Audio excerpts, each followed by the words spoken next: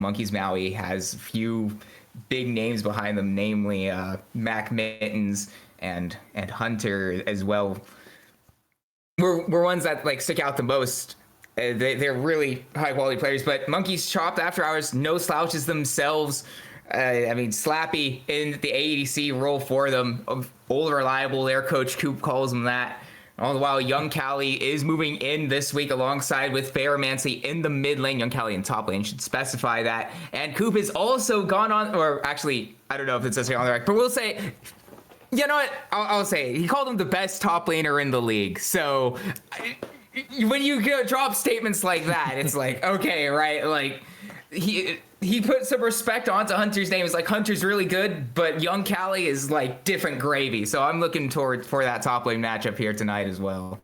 Yeah, we'll see if they're able to live up to those expectations. Now, I am going to be extremely disappointed if we do not see a Wukong first pick. There it is. Between two teams, Monkeys in the name, you got to expect some heavy priority for that Wukong. If for nothing else, to bring one surprisingly though, there's not a lot of Wukong players in this game. I unfortunately, you need to start from ground zero. Wukong mains. It's possible. Top, they jungle, do. Mid, and they have. Have, that's what I want to see. I will say, Monkeys Maui has played Wukong before this season. Both teams have played Wukong. Perfect. Okay, that's all I need to hear. Season.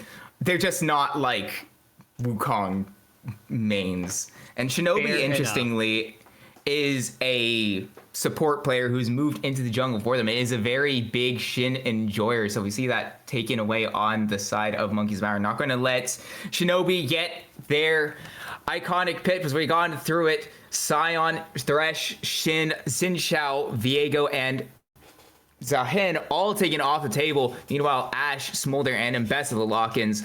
Well, the Ashe for Maui and Monkeys Chop selecting Mbessa and Smolder. Yeah, classic ADC handshake there. So what these picks suggest is that Maui is interested in strong siding their bot lane a little bit, but they also Ashe is a very safe pick, right? Because you can leave her on her own a bit early, but also with that enchanted crystal arrow, you always have the ability to play through any other lane. It's a strong engage tool. On the other side of the rift, you have Smolder, who of course does need to be paired with a top side or strong side top laner rather, which Mbessa can certainly fulfill the role of. I expect that's why we're seeing a relatively early top lane pick there. So, of course, Smolder will be that late game win condition, as always, taking time bomb. We see the reply from Maui coming in with the mother, or the daughter to the mother, with Mel for the mid lane. One can only assume, and Lilia for the jungle. Yeah, Monkeys Maui are going for quite a bit of comfort, especially with the Lilia to Frosty. It's one that he's popped off last week in said series against TFF, so definitely looking forward to that. The response for Chopped is to put Rise in the mid lane with a champion that has definitely been a staple in the meta so far this season, Senkai. For sure. I also like to see Rise here in this draft, specifically because when your first two picks are Smolder and Mbessa, and then your opposition locks in Lilia, well, you need to have more point-and-click hard CCs in your comp, right? Lilia is a champion that can really just dash around champions that don't have an effective way to lock her down. There are very few champions in the game that can keep up with Lilia in a speed-to-speed duel. So something with the Rise, who has that ability to just definitively, concretely lock down the Lilia for those crucial seconds for the rest of the team to catch up and melt her, makes a lot of sense to me. Going into the bans, we're seeing a lot of healthy tanks getting banned away, and 1/4 one. So lots of, you'll notice a lot of engage options here banned away. Of course, disengage as well are fulfilled from Tom and Braum. Wow, I'm a rhymer. Didn't even know it. Anyways, so that's a signal that both teams do expect to. It was an interesting, right? Because you notice both teams ban an engage and both team bans a disengage. So that's a sign that both teams are planning to duke it out, right? Like both teams are banning the disengage to allow their engage tools to be more effective, but also the engage to ensure that the enemy team can't effectively get onto their own carries. So we have Smolder from Monkeys Chopped, and I guess for Monkeys Maui, you do have. None of those three champions are as effective as their own of a late game win condition of Smolder, but they all have that ability. Same thing as Rise, right? Rise also fills that role like Lilia, like Mel, that they can consistently and Ashe, of course, being an ADC. You can consistently deal damage, so they're trying to avoid that engage while enabling their own CC tools to land. It's a very interesting second phase of ban, honestly. Yeah, and the response for Monkey's Chopped is to pick up Alistar for themselves. It is a bit of a contested pick, and as Fearless is around, is one that these teams will want to be picking up early. It explains the Braum takeaway as well, but Senna Malphite going to be the lock-in for Monkey's Maui. That's very interesting. So Senna actually in a lane like this, right? I mean, I definitely don't mind in something like Alistar. You have to be very wary though, because when you lock in Senna, I was talking about earlier, Ashe allows you a strong side bot lane. Senna does not, right? Senna is a second marksman, so she loses some of that supportive capabilities that you get from picking something like an Alistar or one of the mini supports that was banned away. As a result, you need to expect, if you're Maui, the Monkey's Chop jungler is going to look to play around the Alistar's ability to engage on your double ADC comp and try and punish you in the early game. Consequentially, you do see the Malphite does act as kind of a stabilizer in the top lane, should successfully lock down the Embesso without needing too much help, unless, of course, either of these top laners makes a crucial misstep in the early phases of the game. Yeah, and in the early phases of the game, talk about Malphite with Lilia already showing and knowing that Frosty is a Lilia player. Locking in the Malphite's probably a blind to the top lane, especially as Gwen gets picked up by Monkey's Chopped, which would very much follow with what they have played before. Shinobi for Monkey's Chopped has played Ambessa before just last week. And so picking up Gwen into the Malphite definitely is Gwen favored getting into the hands of Young Callie. Even though I haven't seen a lot of Gwen for Young Callie, it definitely, if you want to prove yourself as one of the best top laners in the league coming in mid-season, there's definitely the conditions to show that off there for Monkey's Chopped. Yeah, it's interesting. I'm still thinking about this draft because, like I mentioned, there was that interesting like banning phase, right? Like obviously you would know better than I would if Comfort played a role in there, but both teams banning away kind of the two ends of that spectrum leads me to believe that I don't know. I feel like both teams can kind of infer from that what the enemy team is doing, and therefore I'd almost be more impressed if a team was able to pivot away from feeling the need to engage, because they locked in that second phase Alistar and Malphite respectively.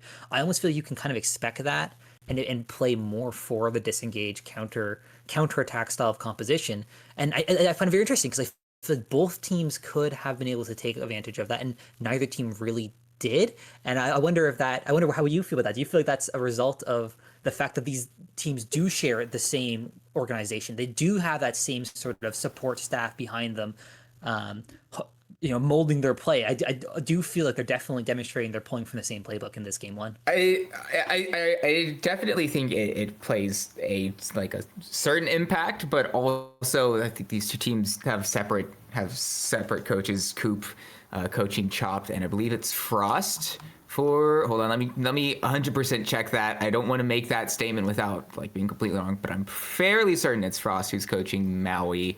And if it's not, I know all 12 of the members on this team are going to give me flame for that if it's in fact not the case. But I'm checking right now, and yeah, okay, it is. It's Chime. It's Chime who's coaching them. Okay, well, yeah. Wow. That's you. All right, that'll be fun.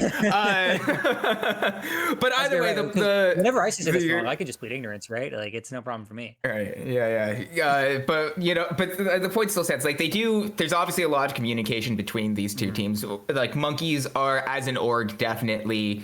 There's not a lot of segregation between teams. Like they'll speak to each other. They'll learn from each other and improve as an organization. So it does play a role. I think I don't think it's oh my god, these are basically the same team who they constantly talk to each other, right? Interesting. The outcomes of this first draft. I also wouldn't be completely surprised if there was some sort of almost gentleman's agreement about we're going to be playing something similar against each other just to prove who's better. In that, knowing a few of the players on the teams, I wouldn't be completely surprised.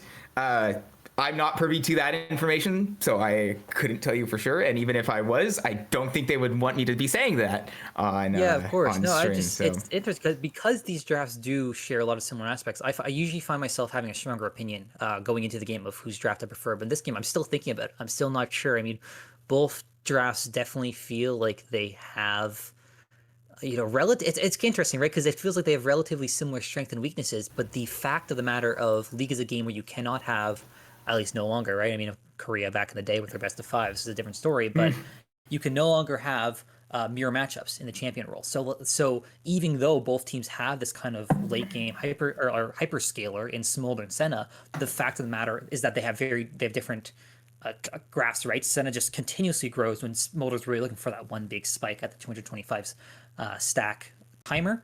Likewise, we have your big engage tools here. If you have Malphite ultimate versus like Alistair headbutt pulverized combo, similar yet different because of the nature of the champion. And of course, the fact that Alistair is in this appropriate role while Malphite is going to be in the top lane, like you mentioned, presumably going to be playing against a Gwen with an Investiflict jungle. So it's interesting, and it's tough really for me to make a statement. I don't feel confident or confident saying Team A or Team B has a decisive edge going into this game. I think it will. This is a good draft to do exactly what you say. Show who's better, right? It's going to come down to execution. It's going to come down to team play and these and playmaking in these big fights. So I'm excited to see what they have in store for us here. I think if there is going to be an edge, I would personally give it to Monkey's Maui because Monkey's Chopped are a little bit like fresher. They haven't been playing together as a team as long. Meanwhile, Monkey's Maui has a lot of players, especially middies, is really good at elevating the play of his team. I think is what it's like. He's like I probably one of my favorite supports to watch at this level because of that. And I think especially this early on into the season, we're only in week 4. And like I said, considering all the changes Monkey's Chopped has made, I think right now I would personally give it to Maui. Not really anything to do with draft, but mostly to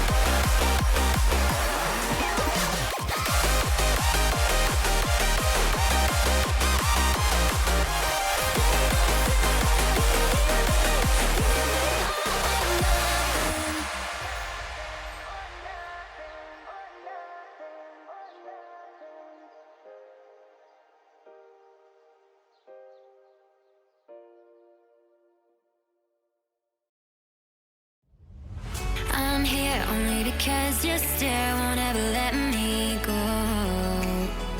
I'm here only 'cause I'm aware with you is better than all alone. Oh, oh, oh, say what you're dying to say. No, no, no, no. Oh, oh, tonight we're stars, but we'll fade away. Go on and light me up. Oh, go on and light me up while we're golden. Come on and light me up. Oh, come on and light me up before we come down. Stars will always come down. So before we come down, down, down. Go on and light me up. Oh, go on and light me up while we're golden. Come on and light me up. Oh, come on and light me up before we come down.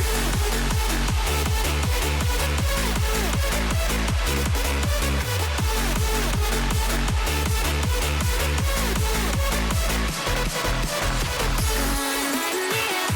Oh, go on and light me up while we're golden. Come on and light me up. Oh, come on and light me up before we come down.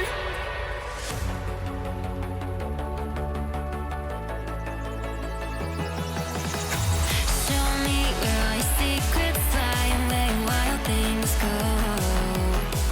Time ain't ever been on our side, so between now until we go home. Oh, oh, oh, say what you're dying to say. No, no, no, no. Oh, oh, tonight we're stars, but we'll fade away. Oh, go on and light me up. Oh, go on and light me up while we're golden. Come on and light me up. Oh, come on and light me up before we come down. Stars will always come down. So before we come down, down, down. Stars will always come down. Go on and light me up. Oh, go on and light me up while we're golden. Come on and light me up. Oh, come on and light me up before we come down.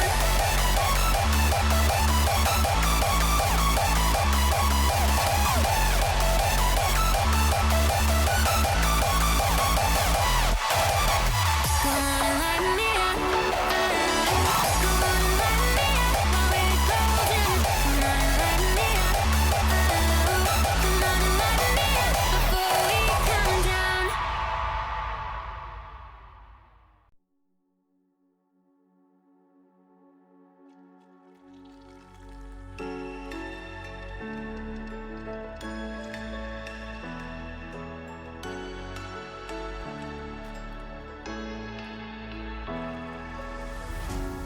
What does it mean to be happy? 'Cause it looks like we all don't know. Glass half full or empty. Man, we just putting on a show. Try to look to the heavens to tell us things that we beg to know. Like what did the song mean? There's no tomorrow. Oh, you know I try to find a purpose in my life to drive me, to guide me. Oh, doctor, I feel dead inside.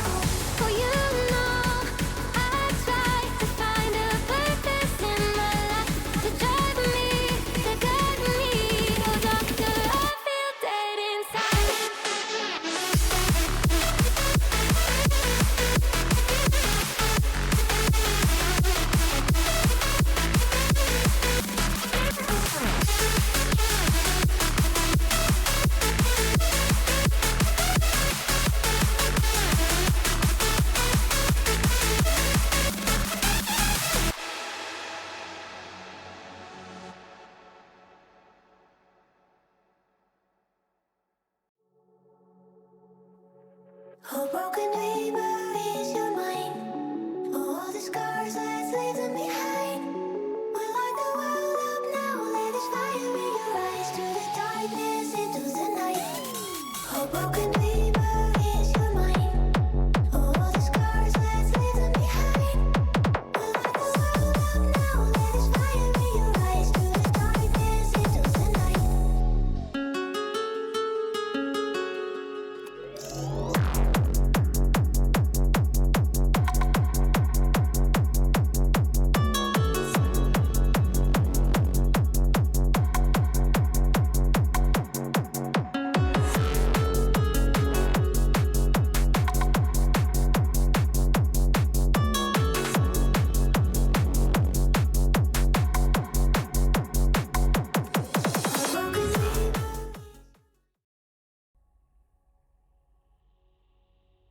night. We have loaded onto the Rift for some Monkeys Civil War action between Maui and Chopped After Hours. Welcome into promises to be an exciting series, one that is filled with a few like star players, in my opinion, at this level. Middies specifically in the bot lane for Maui, as well as Slappy for After Hours sticks out quite a bit and are some pretty long-time members of the amateur scene, but obviously they aren't the only ones coming up to this one, because we kind of focused on it a little bit, and I'm going to point out that young Callie in the top lane up against Hunter 85M7 has gone the Ignite in this matchup.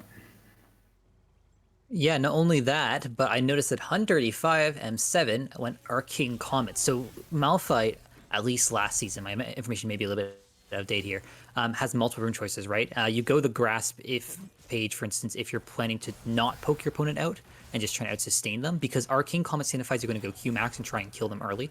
Through that poke combo, you hit 6, you ult. The issue is Gwen with her Howled Miss has the ability to completely negate the damage from your ultimate. Or not from your ultimate, from your Q poke. So we'll see if a Hunter 85 is able to get much impact of that rune, as we see a little bit proc there, and yeah, the Scorch as well. So that's the plan up there. We'll see if that pays out dividends, because that rune page is weaker once you make it out of laning phase. Elsewhere, we do also see that Ferromancy went Cleanse on Rise. That is a very interesting summoner spell choice. It does make them more resilient against things like the Lilia Sleep and the Ashes global ultimate, but it does mean you lose your ability to get these early recalls in for resource advantages for your lane. So we'll see if Lees is able to properly punish Ferromancy for that lack of a laning summoner. Meanwhile, early on, the extra range of the Senna compared to the Alistar has been putting in some work for the bot lane of Monkeys. Maui poking out Fallen Warrior a decent amount, getting that health bar down to alleviate the pressure of the all-in that Alistar can have, especially as junglers are moving to the bottom side of the map. Yeah, that's exactly right, and I agree with the decision of both of these junglers. Let your top laners duel it out. They'll be fine. That's what top lane is for. The Senna, the Smolder, these are the champions that can really determine the fate of this game, and you want to give them all support you can. So you do expect Frosty to reach there faster. Lilia just naturally has a faster clear than Ambessa. No surprise there, which is needed as Maui's bot lane does have the push, as expected, with that range support and ability support matchup. So if Ambessa rushed down there fast enough, they would be easy picking. So really, so far this match is going exactly as you expect these champion matchups to play out. The push gain from bot lane allows Maui to get the first move, but it's quickly matched, and Nobi going to have to flash away, but they did pick up the first Scuttle Crab in the process, but now we move to the bottom half map. First Blood getting picked up by Weez, but we continue in the bottom lane. Slappy getting slowed. Slappy doing his best to escape. Doesn't have access to the Flap. Flap going to eventually barrier and will survive, but without much HP. Shinobi actually takes some time to move back to the bottom half map and doesn't go to the top half to double Scuttle. Crucially, barrier flash. Oh wait, hold on, Slappy. A well-timed piercing light, I believe it's called, or piercing darkness, from as well as the volley from the bot lane ADC duo is enough to finish off the little dragon. 2-0 for Maui in the early stages of this game. Oh, good trade from Young Call there. what looked like a strong health advantage for the Malphite was quickly dissipated by the Summer Spell and the fully stacked Sweet Pot of the Snip Snip. Bone Blading burnt. Yeah, and I mean, they didn't quite get the kill though, but we're going to get a replay of that previous fight in the bottom, or actually the mid lane, it appears. Now, we obviously saw the first blood message go in the way of Wheeze with this solo kill, but exactly how it happened, we will be able to see now. Obviously, there's Shinobi moving up to the top side of the map. Didn't quite get the snare. Didn't really matter in the end, though. Just added, the damage on the execute came through, and that was all she wrote.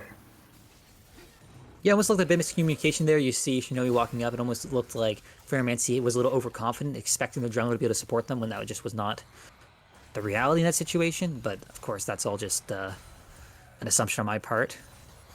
You can see the continuous pokes and is able to provide. It's an incredibly oppressive lane matchup in the 2v2, actually, if you're able to get ahead. Slappy taking quite low, but Grim might be a little bit separated. Headbutt Pulverize goes in. There's not a lot of follow-up from Slappy. Fallen Warrior now going out to walk away, but takes a ton of damage on the way out. Middies going forward, knowing there's no Headbutt or Pulverize from Fallen Warrior, but it's come back off cooldown now. Forced to flash away from Middies, but it's actually a bait. Grim to fire, getting the 2v2 kill onto Fallen Warrior. Yeah, it's exactly what you said. There's just not much follow-up. This is why I highlighted that Shinobi would have to pay a lot of attention to the bot lane, because when you lock in that Smolder, you get the crazy guaranteed late game win condition. You get that far, but what you lose is early game damage. So when you have a champion like Alistar who's able to lock down one of these AD carries, you actually don't have the damage from Smolder the way you would have something like a Tristana or Samira to delete them or delete their health bar before the Alistar's cooldowns are used up. As a result, when you play Alistar in a matchup like this, it's very difficult to actually look for engages in the 2v2. You want to look for engages with your jungler. Your main role in this lane without your jungler in the 2v2 is actually just to headbutt them away, play disengage, use your passive to heal. Oh, flash forward from Wee's got to get you up. Ferromancy going to be killed by the Golden Eclipse. Yet another solo kill for Weeze. Ferromancy not quite respecting the execute damage that they have on the Mel. Yeah. And that's why when I mentioned the Cleanse Summoner, I was saying it's for something like Lilia or Ash's ult. I was not saying it's for lane, right? Even though you can cleanse the root from Mel, that champion just doesn't really operate around their crowd control in such a manner as for it to GTO. Frosty and Shinobi fighting over Scuttle Crabs, one that when I spoke to them before this match said that they could see some action around, see some deaths. We won't see any blood spilt this time around, but I believe it was an early smite from Frosty that left the Scuttle Crab on 2 HP that leads it going the way of Shinobi. Yeah, and it is already about a 2k gold lead for Maui, 7 minutes in, with about almost 1,000 each for the mid and ADC over their respective laning oppositions. We do see the first dragon's up, and it has been up for a while. A little shocked by that. I mean, I guess it doesn't work with Frosty's timer. They're going to probably path down now and look for Dragon after that, because at the end of the day, you're still playing against a Smolder. You're still playing against a Rise. You do have to respect that. But I guess they're with their own late game answers to these strong late game champions. Not like they get just exclusively outscaled. I guess they'd rather not flip anything, right? They're playing it the slow and safe way, which I can respect for sure. It does definitely look like it's not going to quite line up perfectly with the bot lane timing with the jungle. They might actually be able to make it though. Yeah, if they're able to slow push this wave in and crash it, they could time it up with Lilia reaching the Dragon Pit. If Lilia does their camps first, it gets a little bit trickier because the wave is bouncing back, right? So, but maybe they have such a lead that doesn't matter. But you lose the timer to reset and then get on map too heavily on Dragon. Flash forward. Middy's going too far forward. Flash from Fallen Warrior gets him with Pulverize range, headbutting him back under tower, but it's not enough to find the kill. Slappy's one auto attack away. Grim to fire, picking up that 2v2 kill, and now with the Unbreakable, Fallen Warrior will escape, but just barely, and we'll have to recall with the wave under his tower. Yeah, it's just so hard, right? Like everything went right for the side. For the red monkeys here, but it just doesn't matter with the situation being what it is. When you're facing an Ashe with a BF sword and all you have is a Caulfield's Warhammer on a Smolder, you don't even have your 125 stack ability to splash and hit the Senna after they're able to disengage a little. So it becomes super challenging to look for those engages, which does mean it'll be a free dragon for the side of Maui. And let's see if Shinobi is thinking about doing anything topside, but they should have been spotted by the minions, so it's no secret that they're there anyways. Yep, the wave shoved in. Shinobi is moving towards this bush behind Hunter, but there's a ward there, so Hunter knows he is in a bit of trouble. Will do his best to clear out the lane as quickly as possible, and will do so. Won't quite stop the recall of Shinobi, but does survive. Yeah, the top lane has been relatively quiet insofar as kills. But you notice will be the 20 CS, Slappy almost getting 30 CS slowed. Middies pressing Afterhours, forward.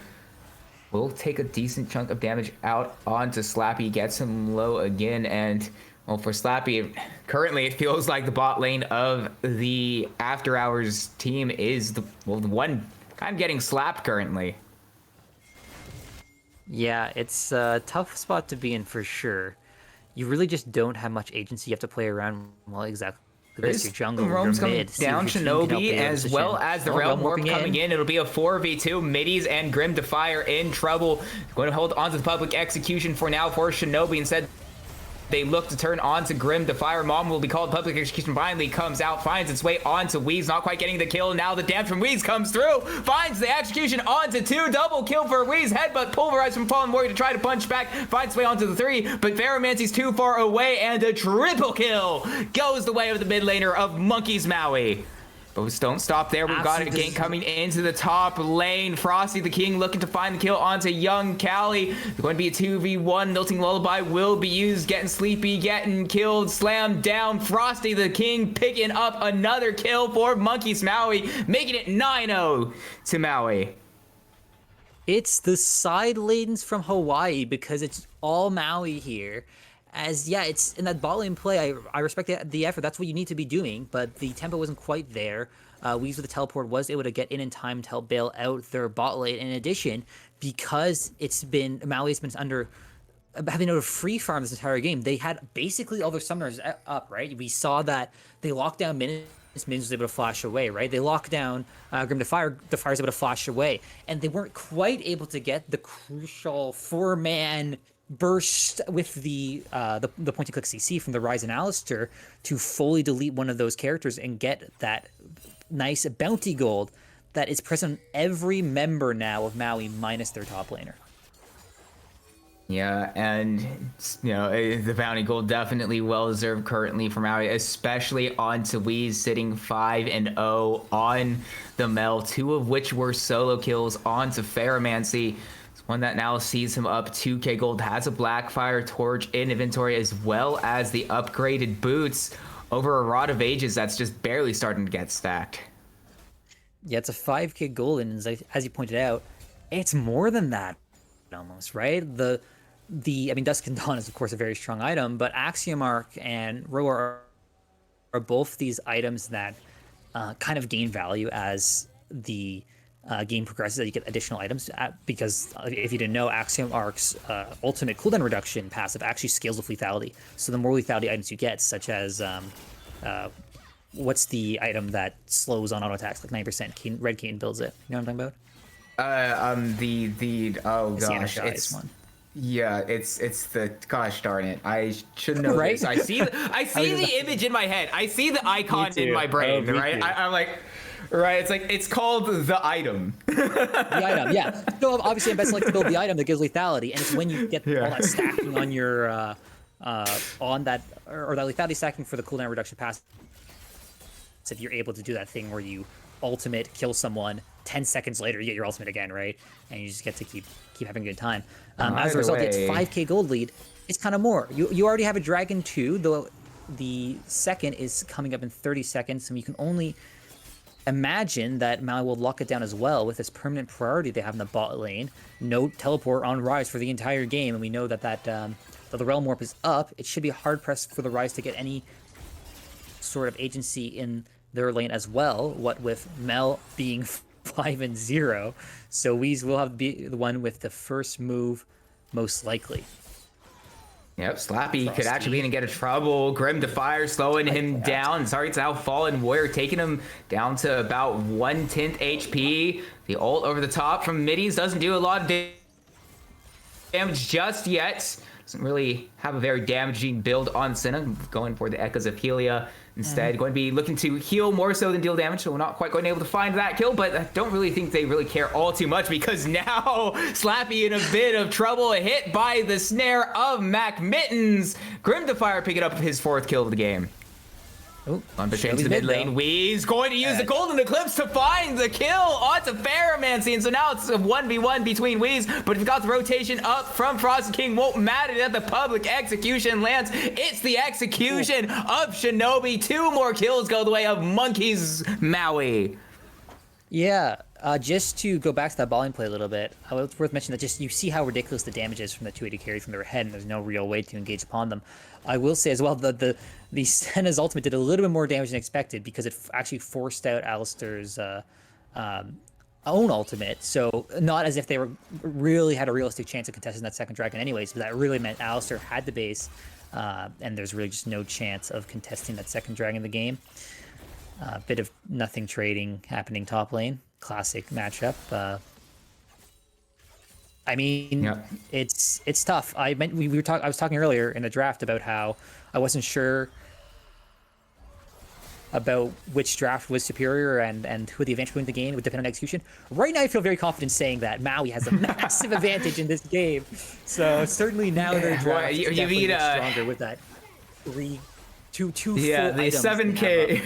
The 7K gold lead definitely helps quite a bit to make you look really good in terms of matchups, especially since the builds of After Hours will take a bit. Obviously, Rise has the Roa in the inventory. It didn't go for the tier, so it's not going to be that double mana scaling item for the Rise. At least it's highly unlikely at this point that they would choose to go that, and plus they need some immediate power to be able to stand a chance in this game. Does have access to those extra tier 3 boots, which, you know, it's something, but Shinobi is in from behind. We see it down. Grim Defier going to flash immediately. Middy's now in trouble, hit by the public execution, going to flash over the wall, getting the headbutt pulverized down onto Grim Defier, but there's no follow-up. Mom will be called, misses everybody. Fallen Warrior getting low once again. Unstoppable Force not quite going to hit the Smolder.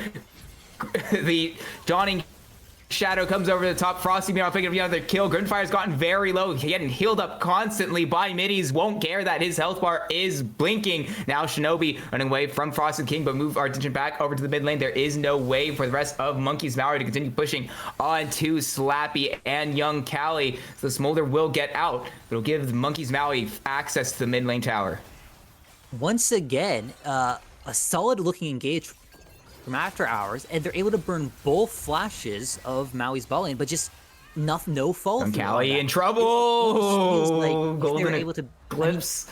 A part of it has been circumstantial, but it almost feels like if they were able to better synchronize up on one of the two marksmen in that bot lane, they'd have some better success, and they can maybe get their first kill of the game. As Maui's still having a perfect game, I believe. Oh no, the grubs went over, so I guess not quite a perfect game, but they're certainly not. They certainly shouldn't be complaining about this sort of result. They also have the one plate on the side of After. Right, the one I'm plate. pretty sure. My apologies. I feel like those. I don't feel like those shouldn't be considered towards perfect games anymore because they are permanent and not pre-14 minutes. Yeah. So. Were they ever? In my head, it was I don't always know. power, kills, and neutral objectives, but that It was. I think I'm just so. going off of the achievement, because there's that challenge you can get now in the client, and I believe that. Oh right. I could be wrong. Yeah. Well, before we get that, in. there's a Realm Warp in from Ferromancy, but he's just Realm gone a Warp. bit too far forward. There's nowhere to follow up from the side of After Hours, so Ferromancy just escapes. Chanticleer's arrow not quite going to find its way onto Slappy, so no kills go either way. But After Hours just have to lick their wounds once again. Yeah. So. It's worth noting that while this game is not looking particularly close, if you look at the MVP scores for this league currently, the number 1 and number 2 positions are taken up by a member of each of these two teams. Slappy is currently the front runner, and Frosty is in second place. So this sort of game is exactly the sort of thing that you might expect. Cut you off there. Wow. Shinobi going to use the public execution, but once again, there's a bunch of peel for the side of Monkeys Maui. Not nearly enough follow-up for the After Hours, so any progress that After Hours would have looked for on that fight is completely removed. Yeah, we just go back to my earlier topic of this is exactly the sort of games that you'd expect to potentially shift that balance as the jungler and bot laner of these two teams respectively. But let's cut you off again because Shinobi's just given up, stopped moving away from the members of Monkeys Maui. No, he had nowhere to go. So a 15th kill unanswered goes the way of Maui. Yeah, it's tough. I mean, you're 15 minutes in, or sorry, it's 20 minutes in. There's 15 kills on the board, and none of them on your side. That's tough. Also, the third dragon of the game will be going over in Maui now as they are able to siege the mid lane tier 2 at the same time. That's Grim Defire's they're currently oh my gosh. pushing up the waves. Yeah, it's. I mean, he didn't really have a lot of kill pressure there, but that sort of thing of like walking up as the ADC right into the face of 3 enemy team members without a care in the world just kind of shows you the state of things. The fact that the After Hours, and it's not really on like their individual play at this point in time, it's just that so far ahead from Maui that like there's not much they really could have done in that situation. Yeah, I mean, if we're to play devil's advocate here, we're to say how can After Hours get back in this game? Well, the answer is if you're able to win one good team fight, even though even one team fight, that'd be a great start because there's all these bounties on the board. Now it's the entirety of Maui with the bounties. The difficulty is, of course, that's a lot easier said than done. So I don't know. It's tough. You probably have to break it down into smaller groups. Use your Realm Warp to try and bring your whole team down on a side lane, perhaps, and force a kill there, and then solidify with the advantage. But I don't know how much. But you're running out of time, right? Baron has now spawned. You're 4 minutes away from Soul, and you're running out of the time to do these kind of piecemeal plays that could potentially give you the angle to get back in this game. They will look for this top lane turret, and they'll be forced off by Frosty. Yeah, and actually Middies and Grim Fire are here. Chance across the arrow lands way on to the Ambessa, and a 3-second stun gives nowhere for Shinobi to go. It's a really easily set up kill by Monkeys Maui. Set up kill and set up Baron. They're all 5. The enemy jungler is dead. It is free picking for the snake, and After Hours are realizing that and doing the correct play of let's just try and get as many plays as we can on the other side of the map. It's a slim consolation for the purple buff, but you make do with what you can get sometimes on Summoner's Rift, and this is certainly one of those days. Yeah, there's really not much for After Hours to do in that situation. I don't even know if Baromancy will have enough damage to eventually tick down this bot lane tower. Might do, especially if the response here from Monkeys Maui is to try and find a pick onto an isolated smolder. Flash word from Wheeze won't quite land the snare, and so immediately Slappy going to flash back over the wall. Got to feel that that's definitely going to be more valuable in the hands of Maui, especially with how vulnerable the sides of After Hours is. But does give perhaps a little bit more time for Ferromancy to get a few objective bounties, as well as Young Cali when picking up the top lane and bot lane towers. Yeah, I guess there's still a gold advantage for Young Kelly, actually, which shockingly enough in this sort of game state. But I suppose if Maui's probably not too upset about that, the Malphite pick certainly is one that almost always acts as a neutralizer. And then you have this strong team fight defining ultimate. It's rarely a champion that you're necessarily expecting to win the game through, so they'll be calling in reinforcements to take this tower that Cali is. Speaking of Young Cali, he's in a bit of trouble under the tower, waiting for him to be immune. Will cast that now, buying some time, but has used everything. Jessica's arrow finds way onto Young Cali, but the public execution comes in to try to stop the advance. Cali's gone low. Cali's killed by Frost and King. There's no more tower. Unstoppable Force finds its way onto Shinobi. Slappy is very squishy, just followed up quickly on afterwards. Grim Fire getting that kill, and 19 kills go unanswered to the side of Monkeys Maui. We move straight over to the bot lane. Wheeze makes it 20 with a solo kill. Wow. So anyways, I'm sure as you're well aware, the Winter Olympics are currently ongoing. And so I was watching that. There's a point to this, I promise. And I was recently Okay. during the hockey game or the hockey games. Oh, what they do is they do round robin, yes. right? And then you have Yes. your point differential is how you break out of like or how you break tiebreakers, right? That's what they care about, the score differential. Yeah. After Hours should be very thankful that is not how we do things here in Ember League, because this would be a horrible game to be on the opposite side of if we were tallying up points based on like kill differential. It's top 20 nothing. You're talking about the I mean it was Canada Switzerland, I believe, was the game that's actually, I think it was like 11-1 the way of Canada, which I guess is pretty expected. I mean, Switzerland has a few there was a Canada France good players on that team. Oh yeah, that one was like 8-0 or something. Yeah. That was crazy. I mean, Canada good at hockey? No way. That's never. Yeah, hey, I've got to remember Right. somehow. You know, I'd slip it in here. Oh right, of course, of course. The more Just fair. important event of Ember League here. It's continued Maui dominance. 20-0, almost 12.5 gold lead, 50,000 gold. I mean, what do you do? You've got a 10-stack Dark Sea Lilia. You can only expect that to go to Mage Ice and get an even faster deer running around the Rift. You've got a bunch of MR on the side of Hunter.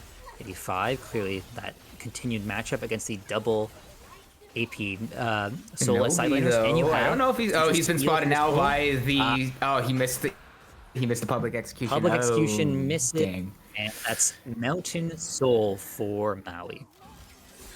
ARAM. That's what I expect here. ARAM. And Yeah. keep pushing forward.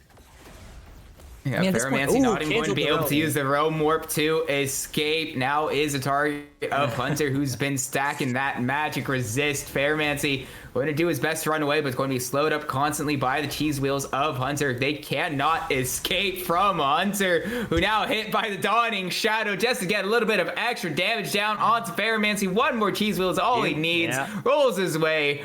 Hunter 85 M7 getting a solo kill onto Ferromancy. Slappy Oh, it's no going to solo. use the barrier There to was a prevent set the ultimate. kill. And now Can't call that a there solo. is going to be Shinobi. Oh no, you're right. You're right. It was not a solo kill. This is true. My mistake. Yeah, this that is was absolute really case. hard Fallen there. Warrior flashing forward, trying to find the head, but Pulverize just not in range to be able to go in on Monkey's Maui. Even if he did, Shinobi was already very low and Slappy was back in base, so it would have been ill-advised. Probably a bit lucky that it didn't go through anyway. Yeah, I mean, you have to expect that. Maui must be alternative player. I'm sure they know. I'm sure they're we'll see. Either they're all going to run to the next end of the game, or they're going to play super far back and make sure they maintain such a wonderful scoreline for the eyes. If you're, of course, a Maui supporter, I Up suppose. 21-0 the way of Monkeys Maui. It's going to be the final push for them, perhaps. After Hours can find a miracle engagement. They do onto Grim to fire, but there's so much peel for the side of Monkeys Maui and not nearly enough damage for After Hours. Everyone on Monkeys Maui are completely healthy and absolutely fine with the outcome of this fight. 3 kills go the way of Wheeze, who's now sitting 10-0-1 on the Mel. He's going to find a bit more on top of that. Flashing forward now, trying to find the final kill. They do onto Ferromancy just for the extra stat boost. 26-0 and 16k gold, and the Nexus goes the way of Monkeys Maui in one of the most comprehensive games of League of Legends I've seen at the amateur level. Yeah, that's what we would put it. Of course, this is a best of 3, and at the end of the day, a 26-0 game counts exactly as much as a 26-26 game. It doesn't matter if it's a stomp or dead even; it counts as one game on the scoreboard. So, what I always think of as one of the most important things going into Game 2 after such a decisive initial game is, if you're After Hours, do you then look forward to say, you know what, that sucked, but that's okay. We brush it off. We approach the next game as if nothing happened, or because the worst thing to happen here, of course, is for you to let this game carry over to the next one. And of course, you know these players better than I do, so you'd have more to say on whether if you think these players are the type of players to just be able to completely brush it off or not. think most players at the like playing in amateur leagues have some level of ability to be able to blow these off, because obviously league players have a reputation of having very low like have a very low tilt I don't know, like threshold Floor. where Yeah. yeah, right, but yeah, like a tilt floor where it's like, but if we when you start like playing and like watching like any sort of organized event, these are Hmm. players who typically kind of want to escape that and play with Oh, for sure. other players who have that same sort of mentality and respect for the game as each other. And frankly, quite a few of these players have been playing around for a while, and I think especially Shinobi is such a team player, as well as Fairmancy. This team's certainly going to have each other's back even after a loss this big. And yeah, and if there is anyone who are going to follow the wise words of Ted Lasso and be a goldfish after a loss like this, it's going to be Monkeys After Hours for sure. But that's great to hear and great points, because it certainly was a decisive game when the enemy support has more damage than any individual member of your team. It's that's a sign, right? Decisive game, 15,000 gold Yeah. advantage at the end of it. Whoa. Yeah. But we'll see as well, though. Hey, After hours, there's long also the series, flip side. still plenty of opportunities. Yeah, there's also the flip side. When you dominate so far ahead, I've seen teams also get so overconfident, get so used to having such an advantage that the start of the next game is a bit of a wake-up call for them, and all of a sudden they don't have an extra 10k gold under their belt to slap the enemy team around. So we'll have to see if that There's no way plays to a go factor down, right? going into game. Yeah. I mean, it's going to be tough for Monkeys Maui to really top this victory. Obviously, that we would want to conclude it with a sweep, but we'll have to wait and see until the start of the draft of Game 2, which will come after this short break. We'll be seeing you in a little bit. Don't go anywhere.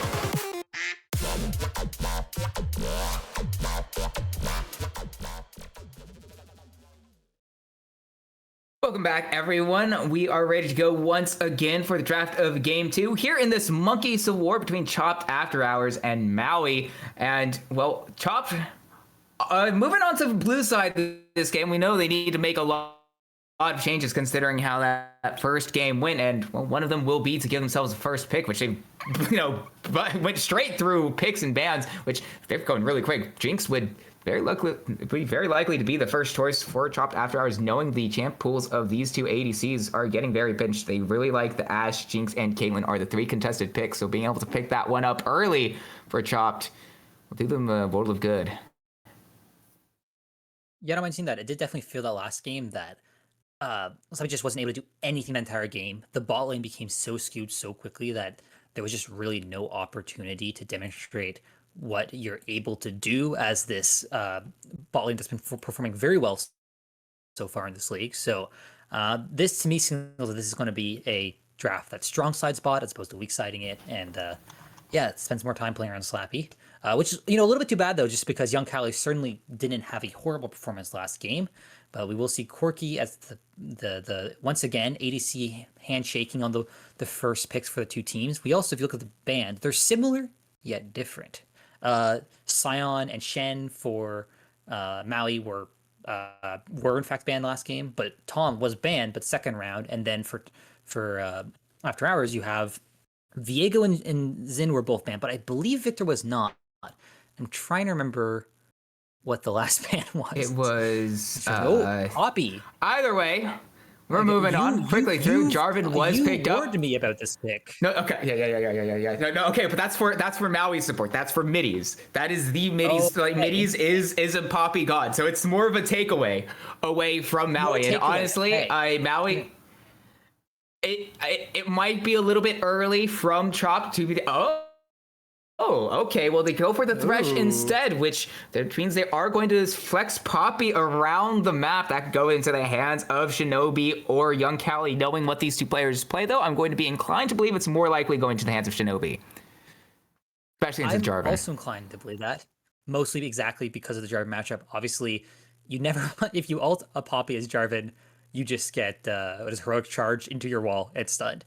If you ult someone else as Jarvan around a Poppy, you also get pushed into your wall and stunned. So it's, ulted right out of it with the Poppy ult. So certainly a strong pick there. You also have Poppy's steadfast presence as a effective tool against Corki's Valkyrie as well. So you're able to set up a situation where if you're able to get on top of the enemy AD carry, you're able to turn off their ability to escape, which can be very effective. We see Nautilus as an engage support picked to support this Corki. So pretty fighty bot lane. I would say in the 2v2, you'd expect After Hours to need a little bit more jungle support. Thresh isn't quite as much of an all-in engage champion as Nautilus is, because Thresh, of course, has these tools to disengage as well with your lantern and your ability to flay to peel and whatnot. So going back to the second round bans, we're seeing a similar start to last game. Hearing it's a Zahin ban. So the thing, the graphics package, for whatever reason, it hasn't quite. It just hates Zahin, but it is a Zahin ban on the side of Monkeys Maui. We get confirmation from that empty ban was not missed, just taken away. So we won't quite see that coming through. It's one that has been rising in popularity ever since his jungle clear got buffed. It's one that I've definitely seen take over games, at least in Cinder League, so not going to see him this time around. Zahin was banned in the first round of bans last game. That was one of the bans that skipped this game. So it is interesting to see that it was left open, yet neither team picked it up, at least in the first three picks. So interesting to see that it was decided that it was worth banning for the second round. We see a Hui for the mid lane. What are your thoughts on this champion? I think it's fine. I also think it's one that's it's a takeaway from Fairmancy. because Ferromancy is a support main and has really only recently picked up mid lane. And so as a result, their champion pool is a little bit shallow, at least in terms of mid lane champions. And because Sway's maybe not the most meta pick ever, if you're talking about the meta within this series to get away from Monkey's Chopped, I think it's fine. Interesting. I do like Renekton as your blind pick top lane. Strong, classic blind pick for the top lane for team play, and always has been and likely always will be. So hard to complain too much about that pick, especially when you've got a hyper carry bot lane. I know I mentioned that you can strong side Jinx a little bit more than Smolder, but it's still not, the strongest early game pick. So being able to leave your top lane alone and just fully commit your jungle resources, bot lane makes a lot of sense to me here. Likewise with Taliyah, you have your ability to play to either side of the map. You go bot to support your win condition, or you could go top, and then Renekton can make a very good Pantheon impression if need be with that Ruthless Predator. Swain last pick. Ooh, okay. Swain going into the hands of Hunter is one that I've not seen him play at all. One that's not really in or one that at least I'm not familiar with as being in their wheelhouse. So, I guess I see the vision because there's a lot of relatively short range champions on the side of Monkey's Chopped, and Swain does really like champs running into him, especially once he gets access to that ultimate. So I see the angle. You get the extra range over the Renekton early on as well. It'll be interesting to see how that plays out. Yeah, I'm intrigued. And you know what? There must be something in the air because so far this series, both games we've had nothing but AP or solo laners on red side. So there we go. That's one of the classic useless facts. I don't know what you can derive from that, but that's something. But yeah, no, Swain top very interesting. We used to see, actually, I do believe used to play him a lot more in those side lanes back before his rework, and of course more recently in his timeline he's been more balanced around support. So while he is still playing those solo laners, I know there is a decently faithful Swain community. It's just not where most players are used to seeing him nowadays. But like you point out, he is exactly good at those long sustained fights where he's able to keep people in his demonic ascension for as long as possible. Your points of concern if you're playing Swain into Afterhours here is most likely the Taliyah, actually, because the Taliyah is able, with the Weaver's Wall and the your upheaval abilities, you're able to push him away or lock him down so he loses that ultimate cooldown, and then Swain will still get a lot of work done, isn't nearly as threatening in these skirmishes and team fights as he otherwise would be.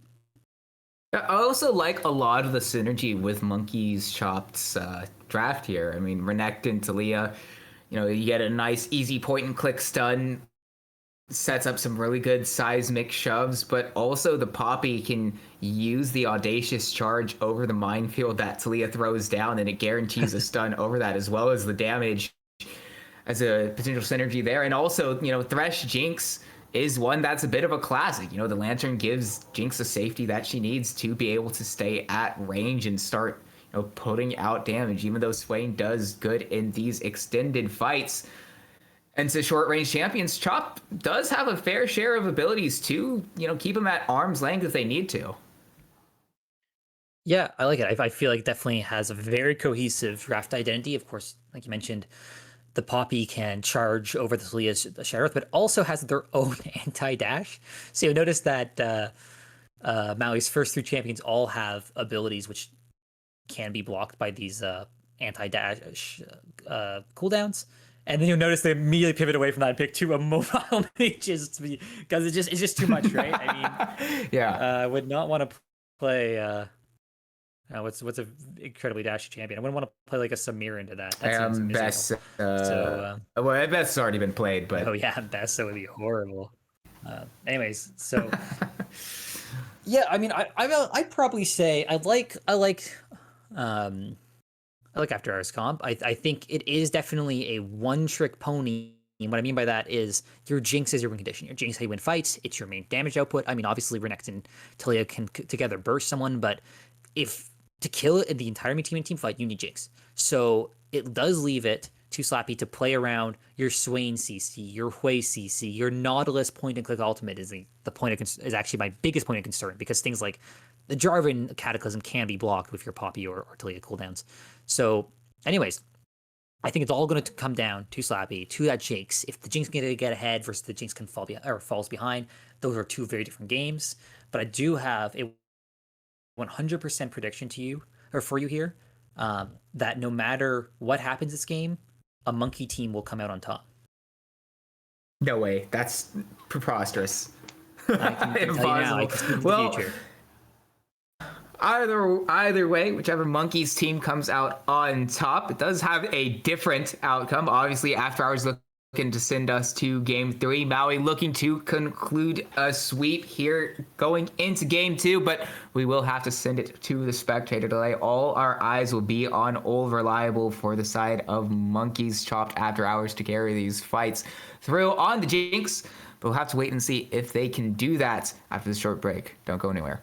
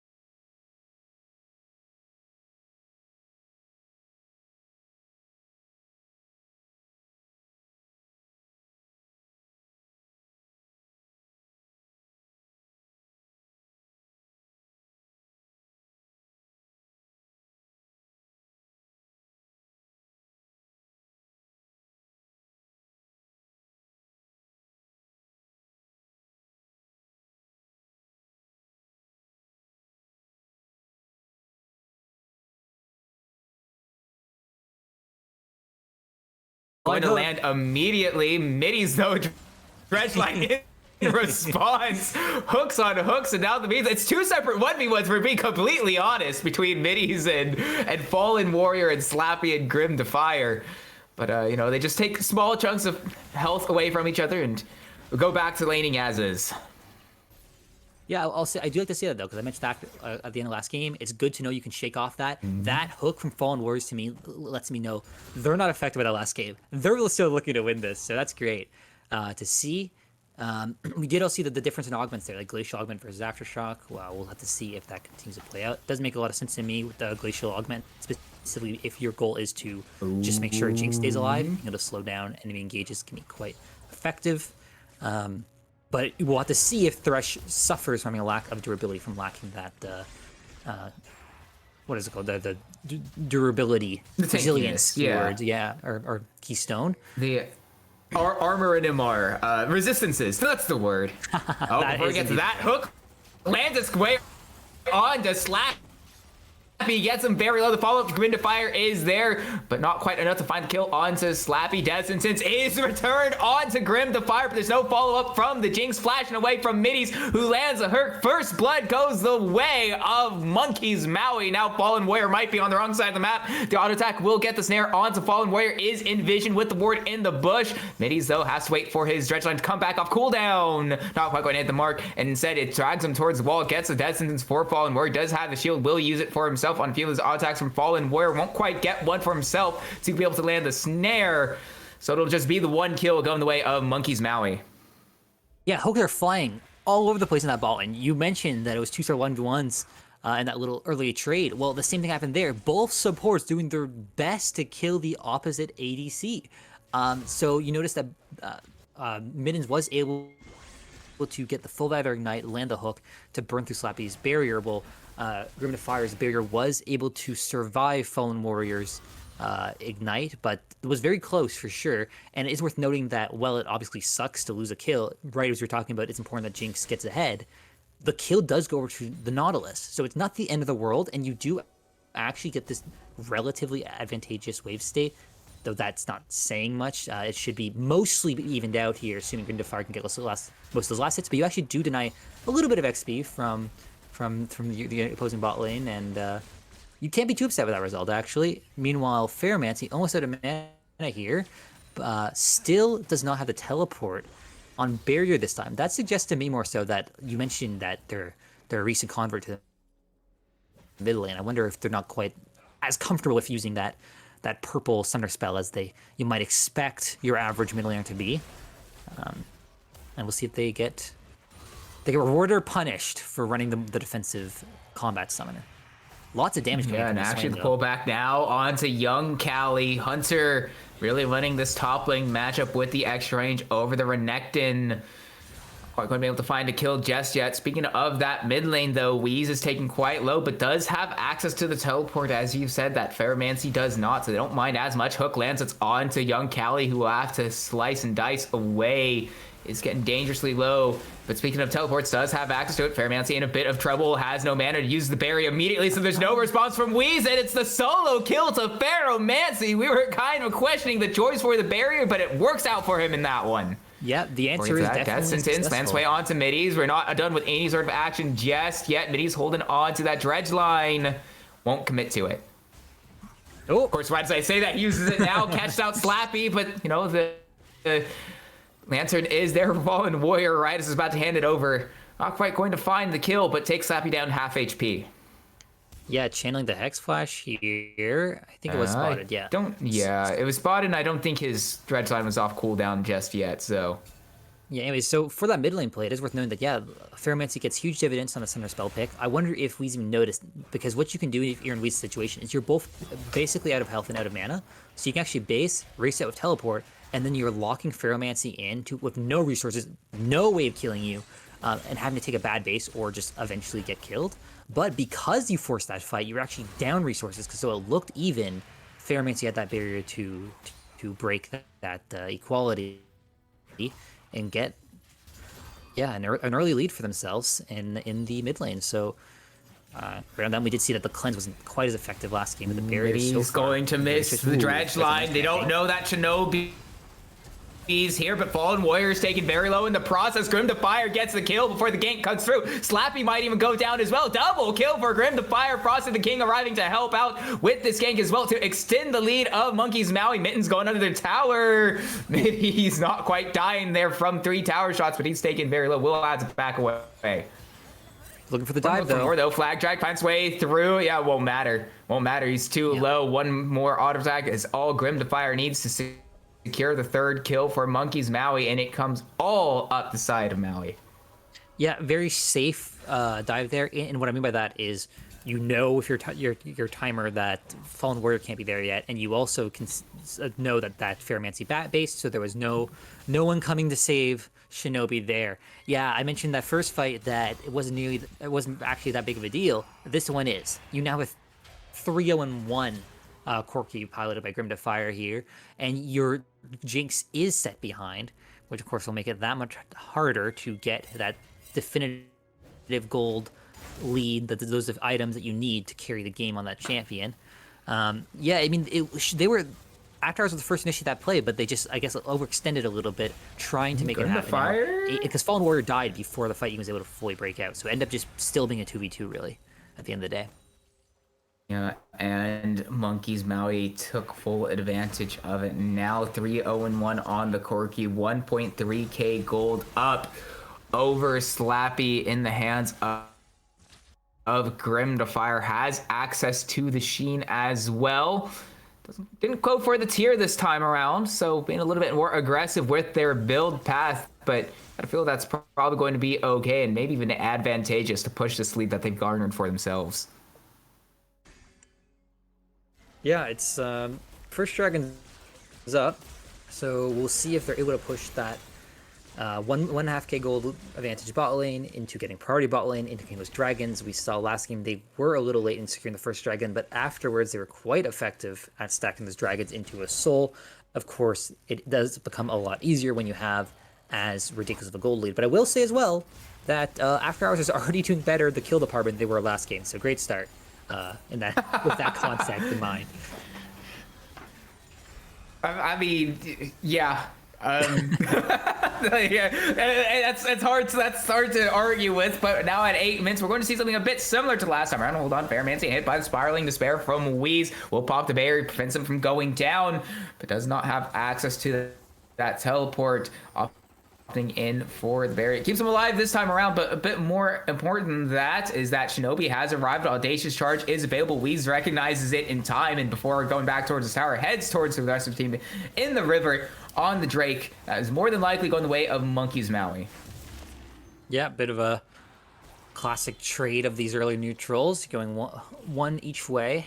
Of course, last season in the Noxian time of year, you could even see this up to twice a game.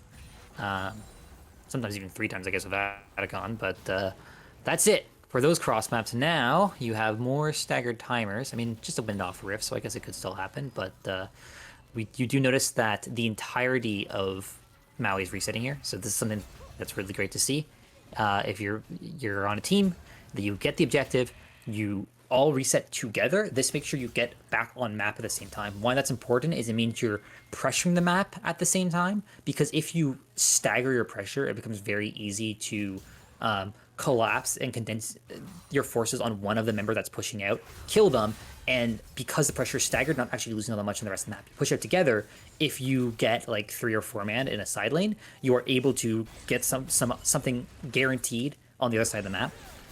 So it's a classic macro play, but a solid one. It's one that you want to do whenever possible, is reset together after a play like that. We're seeing still actually very Dredge line going to find its way onto Fallen Warrior, but a good use of the Flame Chompers from Slap to prevent any sort of follow-up from Getting Flyer. Now the Death Sentence lands onto Middies. The Dredge line comes through, finds its way onto Slappy, who flashes away immediately, so they turn on to Fallen Warrior, who goes down, as his name would suggest. 5-1 the way of Maui.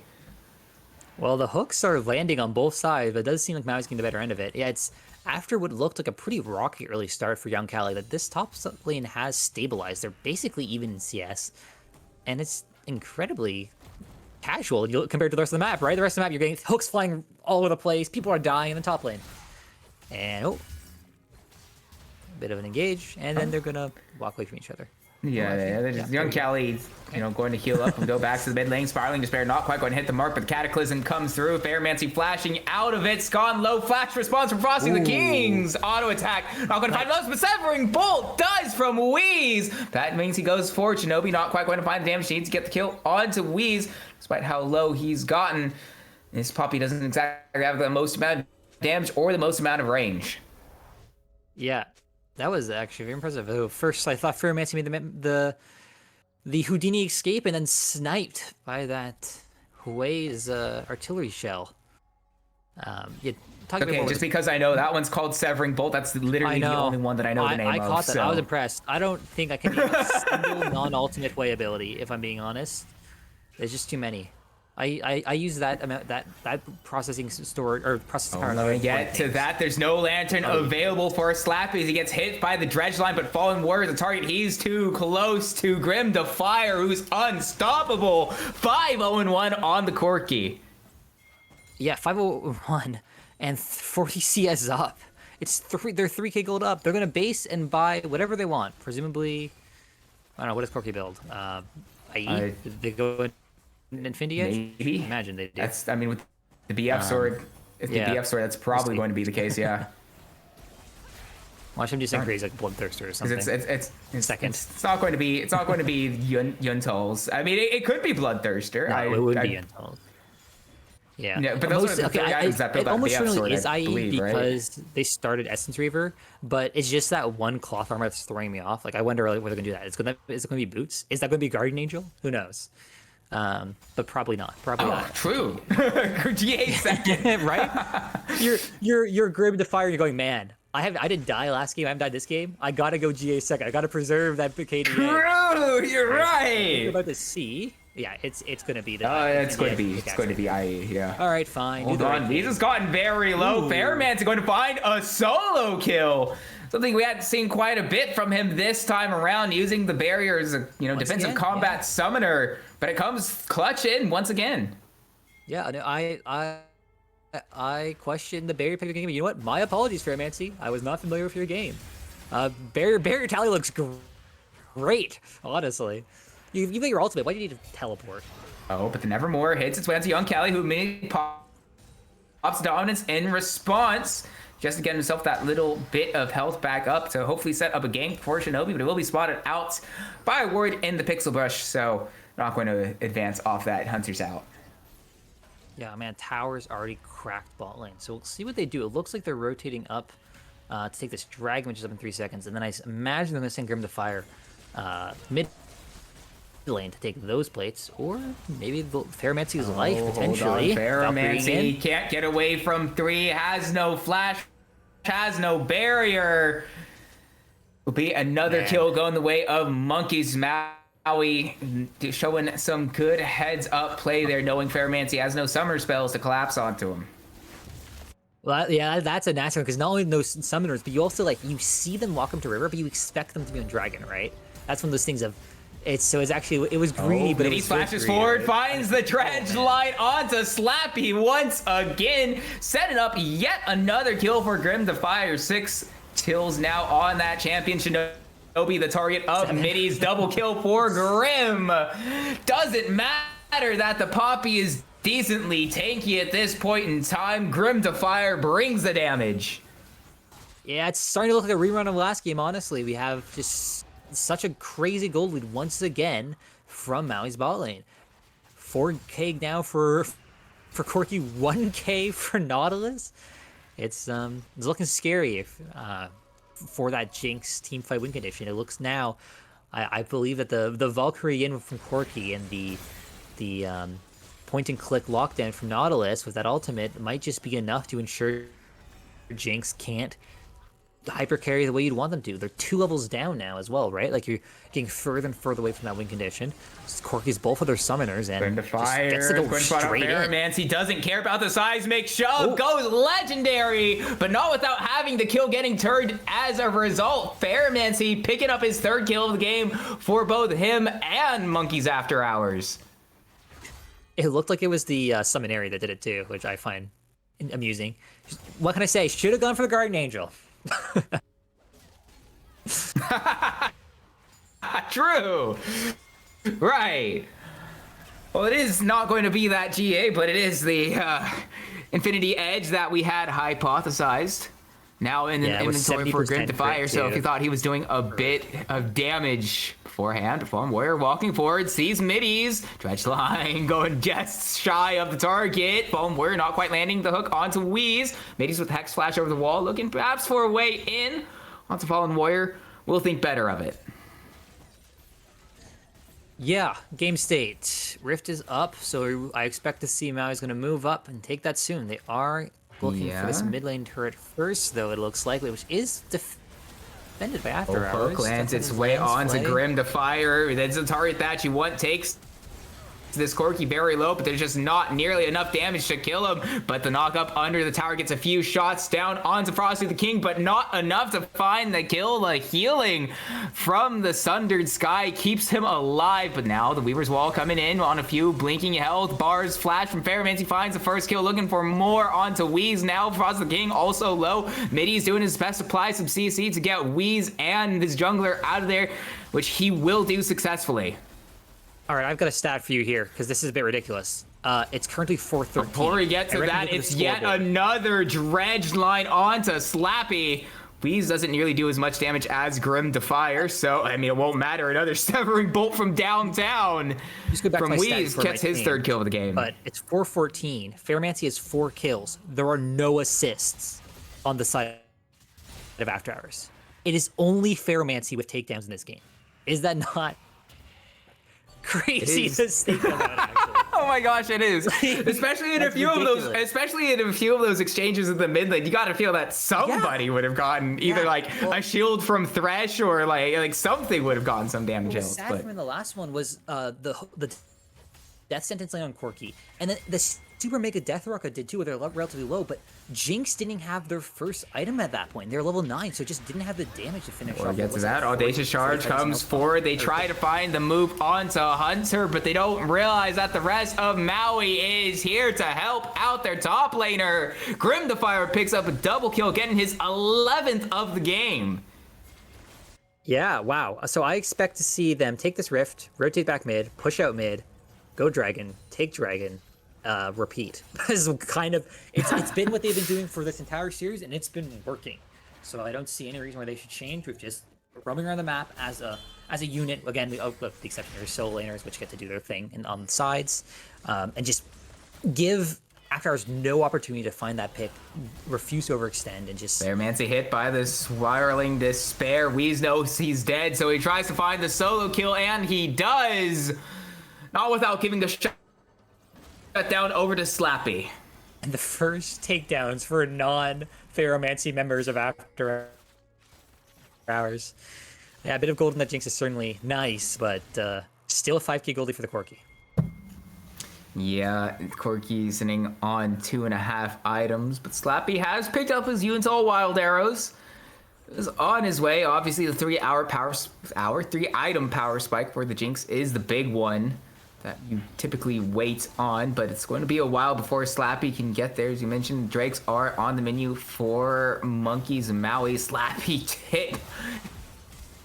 Taken very low by one phosphorus bomb. We're going to have to flash over the wall despite the flame chompers preventing the flag drag follow-up from Frosty the King, but there's a bit of hesitation on the Drake. It could be a potential steal coming through from the Poppy. Shinobi tried his best to get in there, get the Drake low enough. Not quite going to find the smite, though. And Grim Defier is on yet another killing spree. 12, 2, and 3. Young Callie teleported in. Will eventually get back over the wall with the help of Fallen Warrior. Monkeys Maui really running away here in game 2. No, I do respect the play from Afterhours with looking for that steal. It was well responded to by Maui, a sign of some great communication. Oh, nice block of the charge with the Weaver as well there. But yeah, it's some nice communication there, where because it's something that you often see happens in your solo queue game, right? Your team is split on finish the objective versus just kill the person coming in. So they all, as one, turned on Shinobi there. Afterhours was able to move in and get the dragon low enough to take the 50-50 before Shinobi passed away under the barrage of blows, but at the end of the day, it's a coin flip. No matter how good of a jungler you are, when those situations come up, it's anyone's game, right? So, anyways, a bit of a desperate move from After Hours, but it's desperate time, and sometimes a 50-50 is as good as it gets. Yeah, and especially when the Drake puts Monkey's Maui on Soul Point, it's one that's such a point of pressure that cannot be ignored. If they were able to steal that away, it would have prevented that, and we've been feeling quite okay. But Fairmancy will find Wee. Seismic shove finds the mark onto the Hui, who will do his best to try to escape, but yet another Q lands its way onto Wee's. He hits everything. Fairmancy does not miss. 5 kills now on this game with that 100% kill participation for the After Hours mid laner. Yeah, really impressive actually. But being up on KD in a 6-18 game is really impressive. And at the end of the day, if After Hours have a chance of winning this, it's up to Fermenty, which is for much tough. longer. Flag drag comes through, gets the flash response. Yeah, the dredge line probably didn't even need to land, but it did help secure the kill for the side of Monkey's Maui. Will get themselves the kill that would, frankly, probably give them the most gold at this point in the game. Yeah, but actually, Young Cali. Yeah, it's tough. I will say I do find the Archangel staff interesting purchase, specifically just because when your team is so far behind, I wonder how much value you can get out of the shield, because you expect you're going to have to just be maximizing your damage output. But then again, I was wrong about Ferromancy and going Bears or Summoner spells. So what do I know about shields clearly? I think Fairmancy probably knows a lot about shields being a role swap support. A role swap support, yeah, barriers. Yeah, barrier as well. Either way, we go to the top lane. Young Cali get the target of Hunter.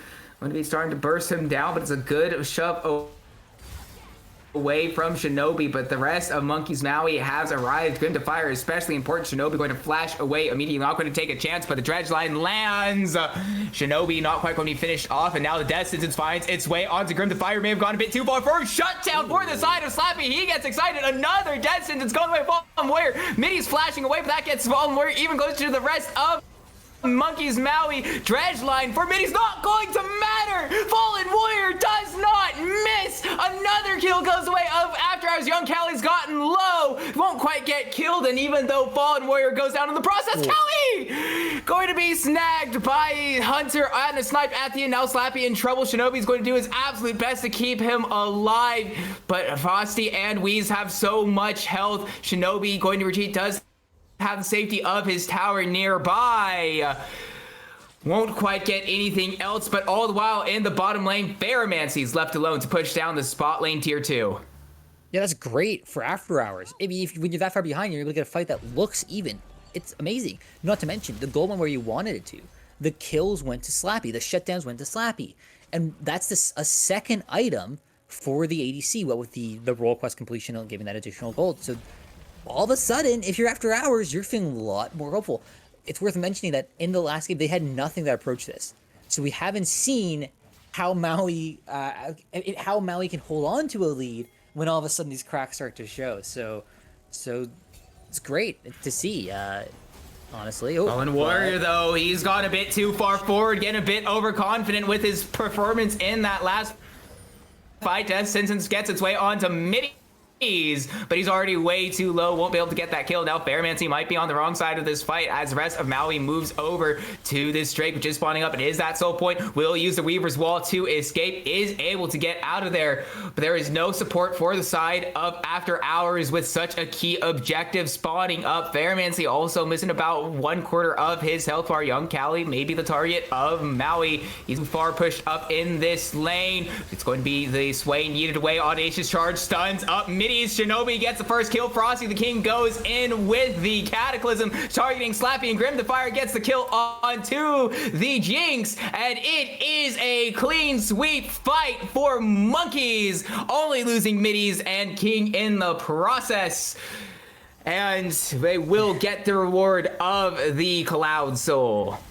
just as it looks like hope is starting to shine through the clouds after Oh, hours, that's it's about to- intense. Gets on to Grim. There's I mean, nothing you can okay, do no, there. that's how it's not too close. Yeah. I will say what was really tough about that last fight actually for After Hours was the Cataclysm did land on Jinx and someone else, I believe Ferromancy. Yeah, it was Ferromancy. So both of the carries were caught in the Cataclysm, and even though they weren't close enough that the rest of Maui was able to fully lock them down and just delete them, you have a Poppy who can in theory counter the Jarvan ult to a certain extent, right? But the ult was already used, and they had a Spiraling Despair on them. So they couldn't actually go in to support their team instead of the Jarvan, or they'd kill them to the whale. So, yeah, a bit of an unfortunate situation. I made that fight really difficult to play. Yeah, we'll see 4 items now for the Corki and a Vamp Scepter. Incredibly strong. Yeah. Jinx actually retooled there because they had a Scout Slingshot recently in their inventory, and now they have 3 long Yeah. swords. So I'm interested to see what they're going to do with that. I guess they determined they just need as much AD as possible in the next fight, which presumably will be around this Baron. Difficult to contest with the Cloud Soul. There are a few people who come to mind as well that are incredibly difficult to play against with it on the side of Maui. Swain, who is permanently on top of you, but also Corki, who gets to spam it, right? It just makes the ADC of Maui that much harder to pin down, which looks like they are death pushing to try and kill whoever on After Hours we rotate to defend this objective. But After Hours is ignoring the Baron, which is the correct play to do when your opponent is death pushing.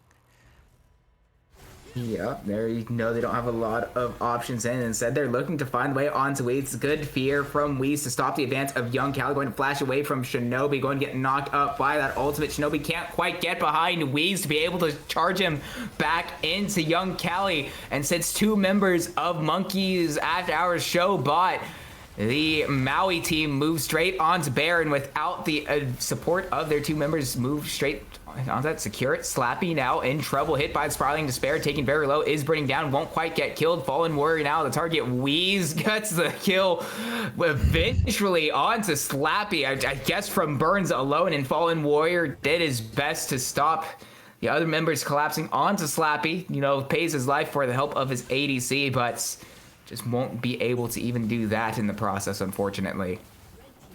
Yeah, 2 members down for After Hours and Baron buff from Maui. You can't help but expect them to continue this mid lane push and push for more, push for the inhib. I would assume that's all that they do. They've so far in the series played a very conservative style that's been very difficult to find areas to punish. So I expect them to not greed for the end. Yeah, back away and just play on the next push, which definitely a lot to learn from this series, in that this is what you should do. So many of these games, especially in like these levels of play and lower as well, especially, you'll notice that teams have the lead and then they'll throw them, trying to rush the end of the game. And you also Young Cali pops the dominance, and Grim the Fire going to get stunned by going over the minefield of the Talia. Will flash away, won't quite get the kill onto the Corki. Grim the Fire picks up another one, but the shutdown goes away of Young Cali, who's still alive, and another kill drops onto Midi. So 3 the way of Monkeys After Hour. Talking about being unable to close out this game. Monkeys After Hour find the angle to get a kill. The automation charge finds way onto Weez, but Slappy can't quite walk up to it. Nevermore lands away onto Slappy, who's stunned, pulled back. Going to pop the barrier to ensure that they don't get bursted down any further. But Monkeys After Hour trade up and kills 3-1. Yeah, great find for After Hours. Now, you don't have a Smolder, you don't have a Vigar, but you do have a Jinx, which means that the more of these miracle fights you're able to find, the more time you're able to buy, the more gold you're able to acquire, the more likely it is you can create a game state where you just have a Jinx that you're able to peel away from all of the threats on Maui and delay the game long enough that one decisive fight with these increased death timers is enough to flip the game on its head. That being said, it is worth noting that Elder Dragon is spawning in 2 minutes, and both of Slappy's sums are down.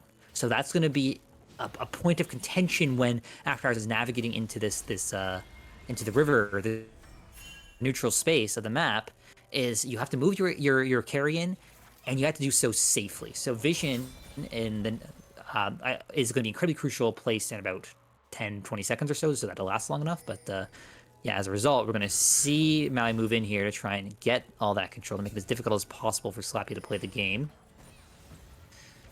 But they're going to contest push as well here. Yeah, no Baron buff anymore, of course. Also, Edgeline not quite going to land onto Fallen Warrior, but on top of that, with the mid inhibitor down on the side of Monkeys After Hours, it allows Maui to really choke out this bottom quarter quadrant on the side of After Hours. Look at the amount of vision that they have. Any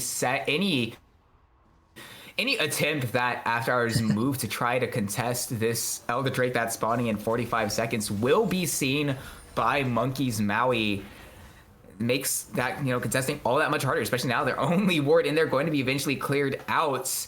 Now, obviously, the Fey Lights are a thing. They can drop their way onto it. Fallen Warrior also, the Lantern does provide vision. Shinobi charging forward blindly. It's not exactly the target that Maui wants to really collapse on, so they don't.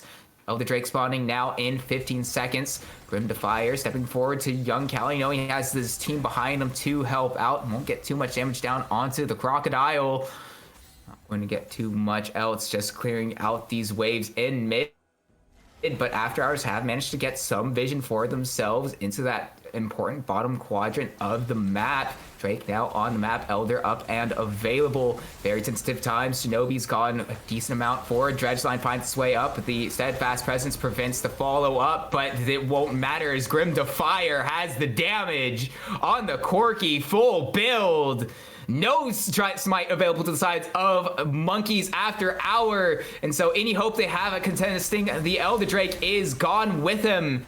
But it doesn't look like they're moving on to it immediately. It's a very slow take from the side of Maui. They eventually move over to it, and now there's not much left for After Hours to do to be able to stop this. Super Mega Death Rocket really early from Slappy. Not even going to be targeting the Elder Soul anyway, the Elder Drake, mind myself.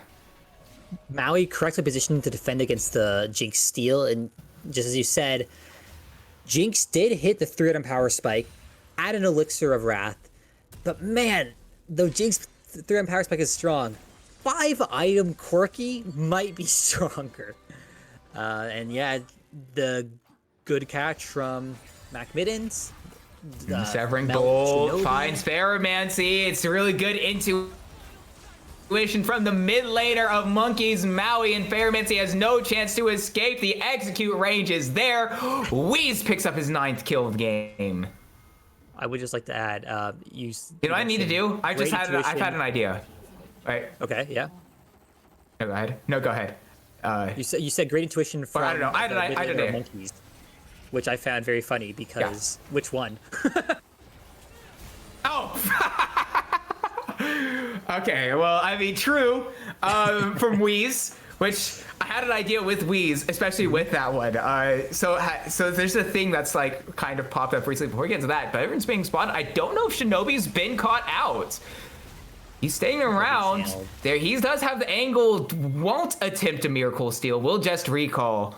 So when we get back to that point is, I have this idea for an edit that I'm probably going to do. I'm going to pull a clip. Is that, you know the Buddy Holly Weezer rip? Oh my gosh, Grim Defier gets a kill onto Slappy.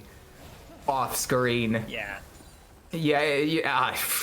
There's just so much damage. We'll get a replay of it. I don't even know if it's entirely necessary. You got to imagine how it happened. We saw Mac and Miggy's moving there anyway, who flashes forward, finds yet another hook down onto Shinobi, who stands no chance with an Elder empowered Maui team.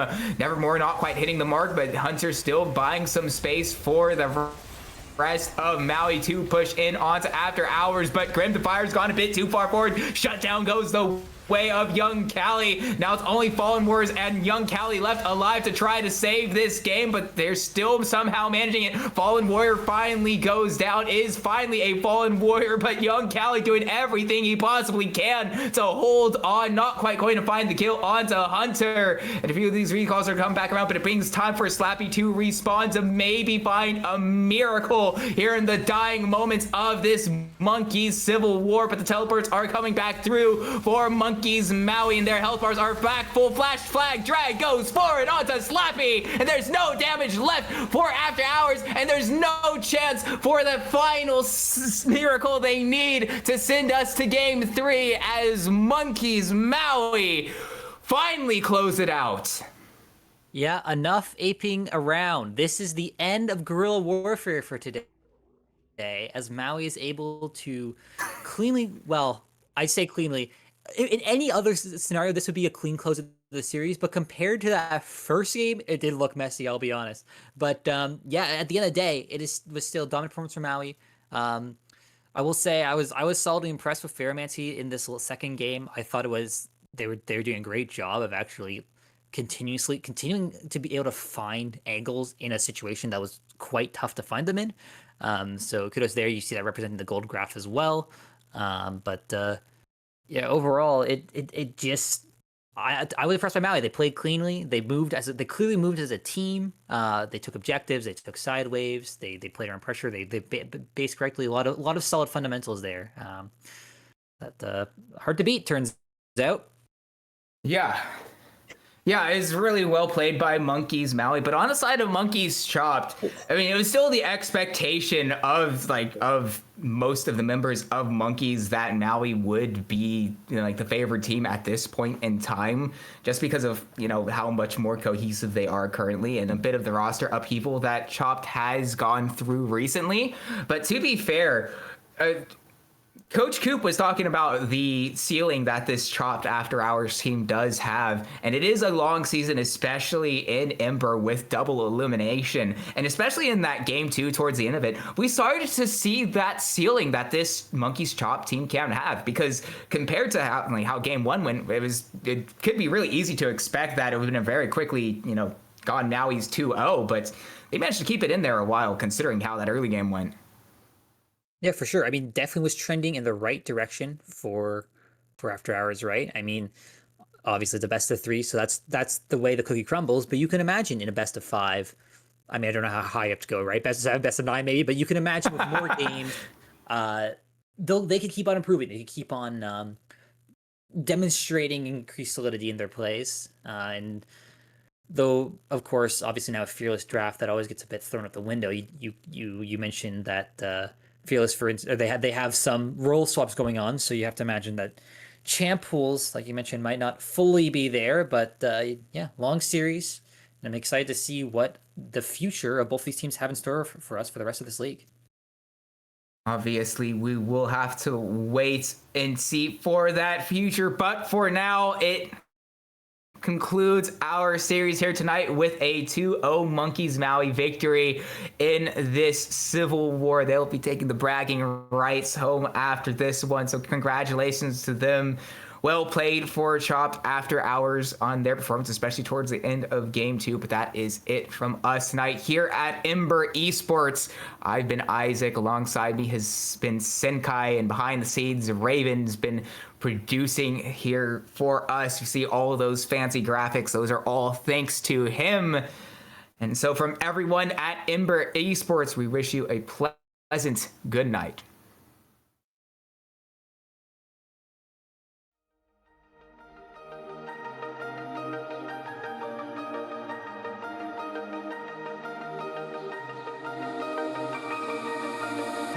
Blinding lights, lost in your eyes, feeling the pressure. You and I, spending the night, chasing for